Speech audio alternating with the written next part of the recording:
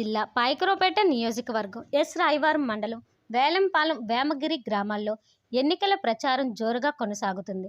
ఈ ప్రచారాల్లో భాగంగా ప్రతి గడపకు వెళ్లి చంద్రబాబు ఇచ్చిన హామీల గురించి వివరిస్తూ రాబోయే ఎన్నికల్లో నారా చంద్రబాబు నాయుడిని మళ్ళా ముఖ్యమంత్రి చెయ్యాలని టీడీపీ రాష్ట్ర తెలుగు మహిళా అధ్యక్షురాలు, పొలిట్ బ్యూరో సభ్యురాలు, తెలుగుదేశం జనసేన శాసనసభ ఉమ్మడి అభ్యర్థి వగలపూడి అనిత పేర్కొన్నారు.